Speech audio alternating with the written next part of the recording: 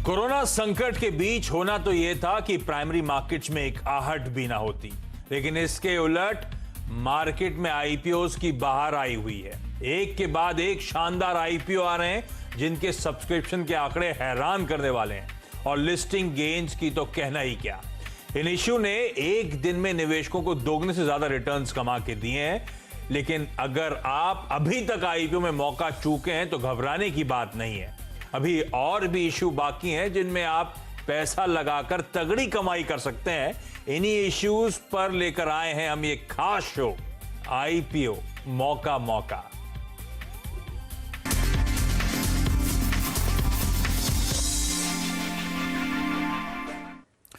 और वाकई तगड़ा एक्शन देखने को मिला है प्राइमरी मार्केट्स में। आपको याद होगा एसबीआई कार्ड्स का आखिरी आईपीओ आया था, मार्च का समय था। उसके बाद लॉकडाउन और एक लंबा लल का पीरियड।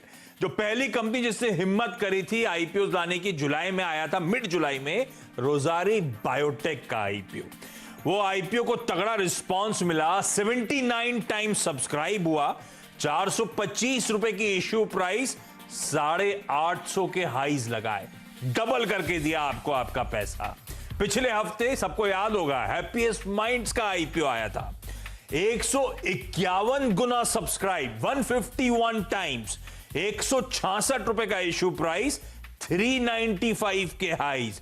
तो दोगुने से ज्यादा 135% के रिटर्न्स इश्यू प्राइस पे कमा के इस आईपीओ ने दिए। और आज लिस्ट हुआ रूट मोबाइल, जिसको जबरदस्त रिस्पांस यहां पे भी मिला था, 73 टाइम सब्सक्राइब हुआ, 350 की इश्यू प्राइस, आज के हाई 735। एक और आईपीओ जिसने पैसा डबल करके दिया। इस तरह से लॉकडाउन के बाद जो प्राइमरी मार्केट का एक्शन पिकअप हुआ है, गजब का है। और आज से आपने नोटिस करा होगा 2 आईपीओ ऑलरेडी फिर से खुल गए सब्सक्रिप्शन के लिए, कैम्स का आईपीओ और केमकॉन स्पेशलिटी केमिकल्स का आईपीओ। साथ में कल एंजल ब्रोकिंग का आईपीओ खुलने जा रहा है। तो इन आईपीओ की डिटेल्स क्या है, मैनेजमेंट से बातचीत सुनाऊंगा आपको, एनालिस्ट का टेक क्या है। इन तीनों दिग्गज आईपीओस पे कंप्लीट कवरेज अगले आधे घंटे में इस शो के दौरान। और कौन कौन जुड़ने वाला है मेरे साथ, स्क्रीन पे गेस्ट दिखाइए। कैम्स के सीईओ अनुज कुमार साहब, इसके साथ साथ कमल कुमार अग्रवाल जो कि केमकॉन स्पेशलिटी केमिकल्स के चेयरमैन और मैनेजिंग डायरेक्टर हैं। एंजल ब्रोकिंग के सीएमडी दिनेश ठक्कर साहब आपको आपकी स्क्रीन पे नजर आएंगे। इन तीनों आईपीओस के टॉप मैनेजमेंट से हम करेंगे बातचीत। और साथ साथ आपको आपकी स्क्रीन पे फंडामेंटल एनालिस्ट, इक्विटी मार्केट्स की गजब की पकड़ रखने वाले, आप सब जिनको जानते हैं, मोतीलाल ओसवाल फाइनेंशियल सर्विसेज के सीनियर वाइस प्रेसिडेंट हेमांग जानी साहब। और हेमांग सर से जानेंगे फिर किसमें सब्सक्राइब करना है, कौन सा अवॉइड करना है। तो ये आज का कार्यक्रम। क्विकली पहला आईपीओ कैम्स का, इसकी डिटेल जरा स्क्रीन पर लेकर आइए, फिर अनुज कुमार साहब से मैं बातचीत की शुरुआत करता हूं। Computer age management services, CAMS. तो जो म्यूचुअल फंड में खरीद फरोख्त करते हैं उनके पास कैम्स का एक मेल आता होगा, तब आप एसोसिएट कर पाएंगे ये वो कंपनी है। आज से आईपीओ खुला है, वेडनेसडे तक खुला हुआ है, 1229 से 1230 रुपए का प्राइस बैंड, 12 शेयरों का लॉट साइज। और अगर आप अधिकतम रिटेल कैटेगरी में 2 लाख तक अप्लाई करना चाहते हैं तो 13 लॉट्स के लिए आप अप्लाई कर सकते हैं। 2245 करोड़ रुपए जुटाने की योजना पूरी तरह से एक ऑफर फॉर सेल है। एनएससी इस कंपनी में इन्वेस्टेड था, एनएससी पूरी कंप्लीट एग्जिट कर रहा है, और यही वो ओएफएस है जो बाजार को हिट कर रहा है। और ये कंपनी प्रमोटेड है पी जायंट वारबर्ग पिंकर्स द्वारा। अच्छा, बाकी डिटेलिंग के लिए सबसे पहले अनुज कुमार साहब को स्क्रीन पर लेकर आइए, कैम्स के सीईओ है। और अनुज सर, मैं आपके आने से पहले धंधा समझने की कोशिश कर रहा था। लार्जेस्ट रजिस्ट्रार और ट्रांसफर एजेंट म्यूचुअल फंड्स के, आसान शब्दों में समझाइए कैम्स करता क्या है सर? कैम्स का जो म्यूचुअल फंड आरटीआई बिजनेस है, ये हमारा सबसे बड़ा बिजनेस है। हमारे रेवेन्यूज का 87% इस एक एक्टिविटी के थ्रू आता है। इस काम में हमारा मार्केट शेयर, टोटल जो म्यूचुअल फंड एसेट्स की मार्केट है, जो बाजार है, वो करीब आप ऐसा समझिए 27-28 लाख करोड़ के एसेट्स हैं। उसमें से हमारा करीब 70% का मार्केट शेयर है। ये रिसर्च भी आपने देखी होगी और ये डेटा पढ़ रहे होंगे।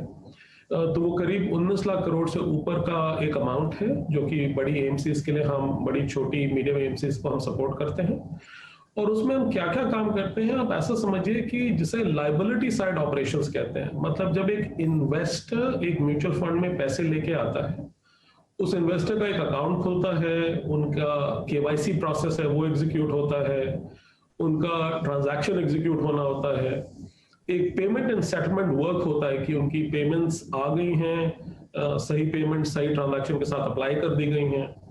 पूरी एक रिकॉर्ड कीपिंग होती है पूरी जिंदगी के लिए, सारे फिजिकल और सारे इलेक्ट्रॉनिक रिकॉर्ड्स, चाहे वो एक फॉर्म हो, एक इमेज हो, एक चेक हो, यहां तक कि एक ईमेल या एसएमएस हो और उसका लॉग कि वो डिलीवर हुआ कि नहीं, क्योंकि एक छोटी सी एविडेंस किसी भी डिस्प्यूट में या किसी भी मैटर में बहुत इंपॉर्टेंट होती है।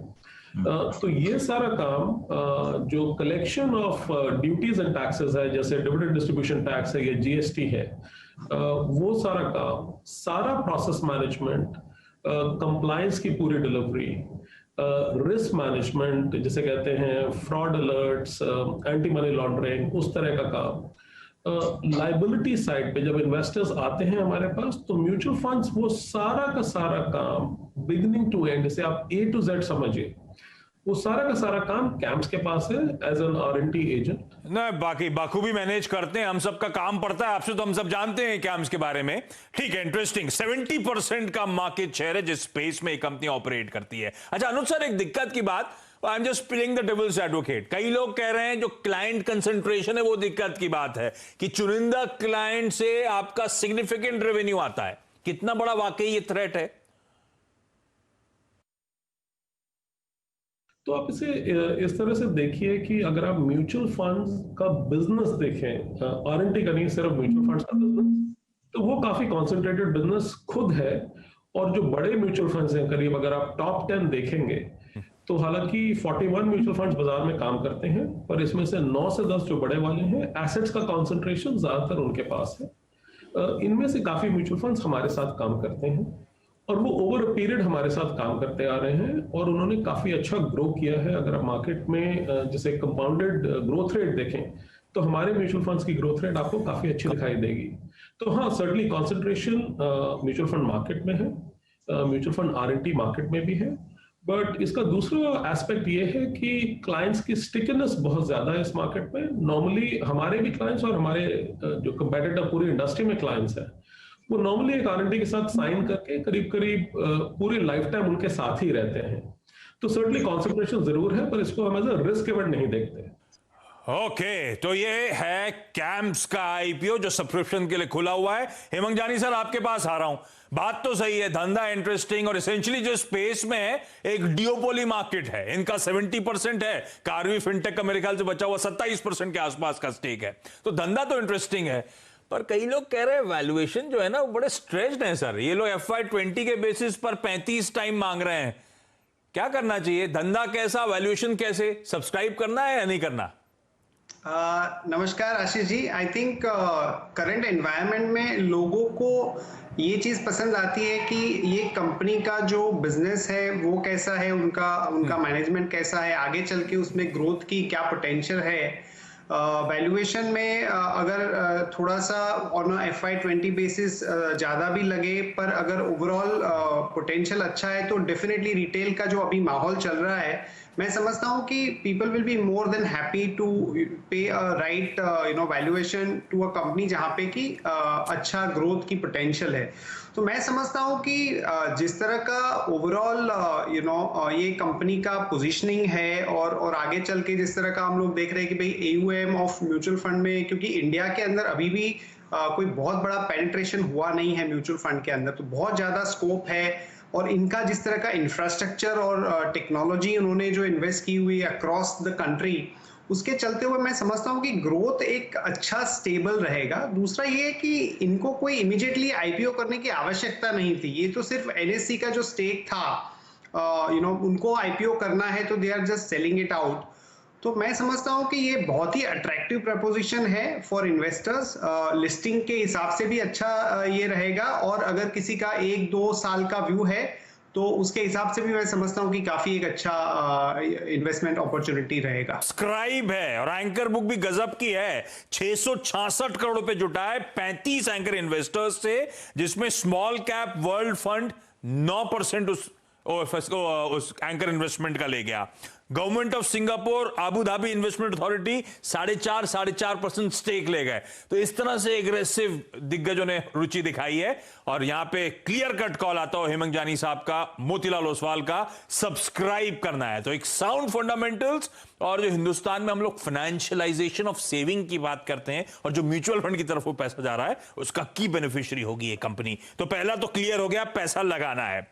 अगला जो आईपीओ है वो आप लोग की स्क्रीन पर आएगा। डॉक्टर साहब जरा केमकॉन स्पेशलिटी केमिकल्स की डिटेल स्क्रीन पर लेकर आइए। ये भी आज खुला है, वेडनेसडे को बंद होने जा रहा है। 338 से 340 रुपीस का प्राइस बैंड है, 44 शेयरों का लॉट साइज। तो अगर 2 लाख तक रिटेल को लगाना है तो 13 लॉट्स के लिए लगा सकते हैं।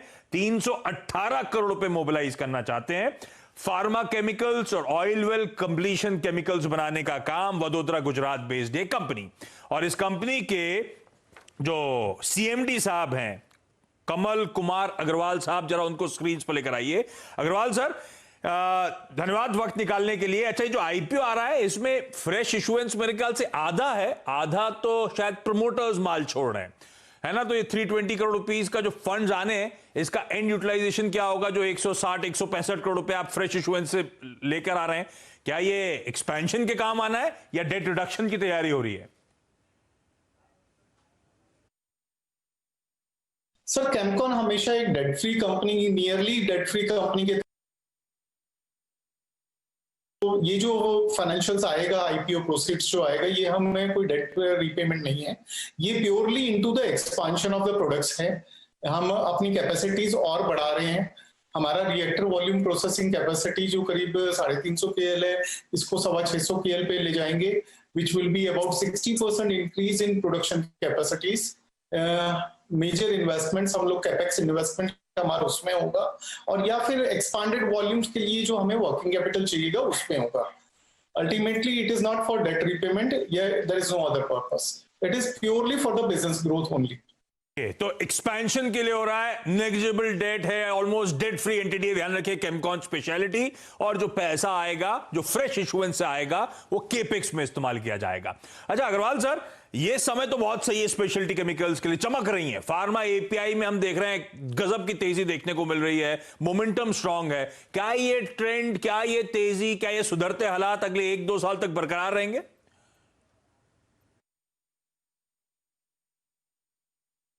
सर, ये तेजी जो है प्रिंसिपली ये डाइवर्ट हो रहा है चाइनीज प्रोडक्शंस टू इंडिया। ये चेंज ऑफ प्रोडक्शंस है, ग्लोबल ट्रेंड ये चेंज हो रहा है। People are moving to India, requirements of India, trustability of Indians ये बढ़ रही है ग्लोबली।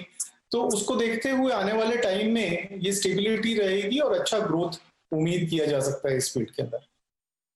ओके, ठीक है। तो केमकॉन स्पेशलिटी, अब इसमें करना क्या है हेमंत जानी साहब? स्पेशलिटी केमिकल्स का तो बोलबाला है आजकल, नाम लगाने की बाजार को बहुत पसंद आता है। 2/3 इसका फार्मा केमिकल्स ठीक है, 1/3 जो है ऑयल वेल कंप्लीशन केमिकल से आता है। और यहां क्रूड का जो मूड बिगड़ा है मेरे ख्याल से, उससे इनके धंधे 1/3 धंधे पे तो उसका असर देखने को मिलेगा। आप कैसे देख रहे हो इस कंपनी को, केमकॉन को? बैलेंस शीट स्ट्रांग और मेरे ख्याल से ग्रोथ रेट्स भी ऑफ लेट बड़े अच्छे रहे। जिस प्राइस पॉइंट पे ऑफर करी जा रही है, पैसा लगाऊं? बिल्कुल आशीष जी, हमारा व्यू केमकॉन स्पेशलिटी पे पॉजिटिव है, क्योंकि एक तो स्पेशलिटी केमिकल जैसा हम सब लोग जानते हैं कि पर्टिकुलरली फार्मा साइड पे जिस तरह का ग्रोथ काफ़ी कंपनी ने दिखाया है, और इनके जो यूजर्स है वो काफ़ी सारे फार्मा कंपनीज है who are already doing well, and because of China related dynamics काफ़ी सारा बिजनेस पोटेंशियल ये कंपनी के लिए है। और जो बाकी का जो नॉन फार्मा बिजनेस केमिकल का है, उसमें भी जो ब्रोमाइड ये कंपनी बनाती है उसमें करीब करीब ये कंपनी का मोनोपोली है। और मैं समझता हूँ कि क्योंकि इतना बड़ा ग्रोथ पिछले 2-3 साल में हुआ था, तो अभी कैपेक्स ये लोग लगभग मेरे ख्याल से ऑलमोस्ट 40-42 करोड़ का करेंगे, तो आगे चल के उनको उसका फायदा मिल सकता है। क्योंकि ये जो स्पेशलिटी केमिकल का जो अपसाइड है या जो ग्रोथ है, वो एक 2-3 क्वार्टर का स्टोरी मुझे नहीं लगता, ये 2-3 साल का स्टोरी है। तो उसके चलते हुए हम लोग काफी पॉजिटिव है, और मैं समझता हूँ कि अगला 1-2 साल के अंदर इसके अंदर बहुत बड़े अपसाइड की पोटेंशियल है। पैसा यहां पे भी लगाना है फिर आपको, और वाकई स्ट्रॉन्ग फाइनेंशियल्स हैं, आरओई सुपीरियर है इस कंपनी के, मार्जिन्स तगड़े हैं, और एक अच्छी बात यह है कि है तो स्पेशलिटी केमिकल की स्पेस की कंपनी, जिस तरह की ग्रोथ रेट्स वगैरह हैं अपने पीयर्स से कुछ टेबल पे छोड़ा हुआ लगता है यहां पे, इसीलिए शायद अट्रैक्टिवनेस बढ़ती है। अब जानी साहब एक ब्रेक लूं, उससे पहले एक सवाल और है। हम रिटेल क्या है, दोनों के लॉट 14,000 15,000 के आसपास एक लॉट है, एक लॉट लेना है, दोनों में से एक का लेना हो तो कौन सा लूं? मेरा जवाब ये होगा कि आप अगर थोड़ा सा रिस्क लेना चाहते हैं तो Camcon can give you good upside. अगर आप थोड़ा सा सेफ खेलना चाहो तो CAMS would be better, because listing gain में मुझे लगता है कैम्स में बहुत बड़ा अपसाइड शायद नहीं मिलेगा, पर अगर 1-2 साल का व्यू है तो definitely camps is better than. बिल्कुल सही जवाब। तो दोनों में सब्सक्राइब करना है, अगर पैसा है दोनों के लिए तो दोनों में सब्सक्राइब करना है। अगर सेफ्टी पे ज्यादा फोकस और एक ही पे पैसा लगाना है तो वो कैम्स ज्यादा प्रिफर्ड बेट होगा। लिस्टिंग गेन्स के लिए आज से शायद कैमकॉन एक ज्यादा प्रिफर्ड बेट है, लेकिन इवेंचुअली पैसा जुटा लीजिए। दोनों आईपीओ अच्छे लगते हैं, दोनों पे सब्सक्राइब का कॉल है मोतीलाल ओसवाल का। ब्रेक ले रहा हूं, दिनेश ठक्कर साहब आपको आपकी स्क्रीन पर नजर आएंगे। ब्रेक के उस पार एंजल ब्रोकिंग के आईपीओ जो कल खुलने वाला है उस पर डिटेल में कवरेज।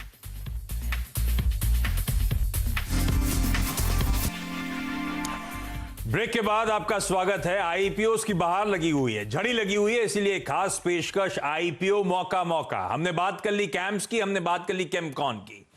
कल खुलने जा रहा है एंजल ब्रोकिंग का आईपीओ। डिटेल्स आपकी स्क्रीन पर आएंगी। हम सब इक्विटी मार्केट्स वाले शायद सुने हुए हैं इस कंपनी के बारे में। तो financial services company, stock broker, in fact इस देश का one of the oldest broking houses में से एक। दिनेश ठक्कर साहब जो आपको आपकी स्क्रीन पर नजर आ रहे थे, उन्होंने प्रमोट करा। थर्सडे को आईपीओ बंद होगा, कल खुलकर 305 से 306 रुपए पर शेयर का प्राइस बैंड, 49 शेयर्स का लॉट साइज, 600 करोड़ रुपए जुटाने की योजना और एकदम स्प्लिट है ओएफएस और फ्रेश इश्यूएंस के बीच में। 300 करोड़ रुपए मान लीजिए, दोनों तरफ आपको नजर आएंगे। पैसे का इस्तेमाल अपनी वर्किंग कैपिटल रिक्वायरमेंट्स को पूरा करने के लिए। और ठक्कर सर, स्वागत है सीएनबीसी आवाज पर आपका। तो one of the oldest broking houses, मैंने ये कह के शुरुआत करी, लेकिन अब समझाएं समय के साथ कैसे बदली है, पिछले 10-15 साल में कैसे ट्रांसफॉर्म करा आपने, अप टू डेट करा इस धंधे को। तो स्टॉक मार्केट में क्या इंपॉर्टेंट है कि जो यूजर है उनकी हैबिट्स क्या हो रही है। अब आप देखोगे मोस्टली इंडिया का majority of the population tier 3 में और मिलेनियल्स है, और millennials are used to like अपने ऐप से शॉपिंग करेंगे, ट्रैवलिंग करेंगे, तो वैसे उनकी हैबिट हो गई। इन्वेस्टमेंट भी करना है उनको थ्रू मोबाइल ऐप करना है। तो इसीलिए ये ट्रेंड देख के हमने कि भाई बड़ा पॉपुलेशन जो है इंडिया का टियर 3 में है और यूथ है, और जो मोबाइल ऐप के थ्रू सब चीजें करना चाहता है, तो इसमें काफी बड़ा ग्रोथ है। तो आप लोग कह रहे हो मोबाइल ऐप पे इस समय आप लोग ज्यादा फोकस कर रहे हो। हाँ, समय के साथ सब बदले वैसे। अच्छा दिनेश सर, ब्रोकरेज कारोबार के मार्जिन जो है वो घट रहे हैं, हो क्या रहा है? एडवाइजरी कारोबार के मार्जिन ट्रैक्शन बढ़ता हुआ नजर आ रहा है। ऐसे में आपके ग्रोथ प्लान्स क्या है, स्ट्रैटेजी क्या है? तो हमें ये लगता है कि रिटेल अभी भी बहुत ग्रोथ देने वाला है। अभी भी बहुत कम लोग इक्विटी में इन्वेस्ट कर रहे हैं। मेजॉरिटी ऑफ द पॉपुलेशन अभी भी अपना इक्विटी में नहीं है।